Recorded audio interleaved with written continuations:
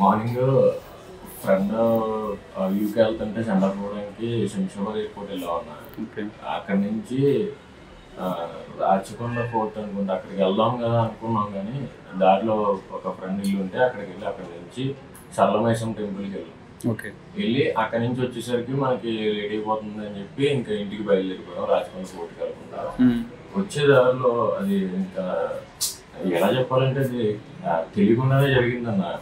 టైరే ఊడిందో ముందు లేకపోతే ఏం జరిగిందో తెలియదు, కానీ ఏదో ఎక్కినట్టు అనిపించింది. ఇంకా నా చేతుల నుంచి కంట్రోల్ లేదు. మీరే డ్రైవ్ చేశారా? నేనే డ్రైవ్ చేశాను. కాకపోతే అది నేను ఏ సైడ్ గుర్తులేదు. నేను అలాగే రాజకీయం కాదు, అక్కడికక్కడే బండి రొటేట్ అయిపోయింది. రోడ్డు మీద వెళ్తున్నా కానీ బండి రొటేట్ అయిపోయింది.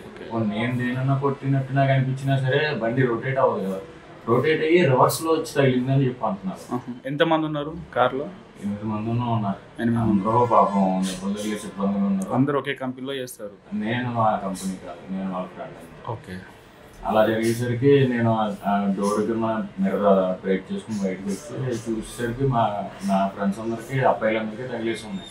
ఈ అమ్మాయిలు ఎక్కడ ఉన్నారో తెలియట్లేదు. ఎంతమంది అమ్మాయిలు ఉన్నారు? ముగ్గురు అమ్మాయిలు. ఇంక మరి వాళ్ళందరినీ ఆ పక్కన వాళ్ళతో తీసుకుని వచ్చి ఒక చోట కూర్చోబెట్టి సౌమ్య అమ్మాయిని ఫార్చునర్ని పంపించాం. అప్పటికే 8 మంది ఒకే కార్లో ఉన్నారు. ట్రీట్మెంట్ కోసం అని పంపించాము.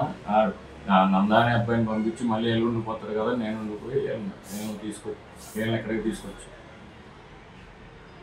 నైట్ అంతా ఎదుగుతూ ఉన్నాం. కానీ ఇంకా మీ పేరేనా? అసలైన తొలి వెలుగు. ఫాలో వాట్సాప్ @తొలి వెలుగు official.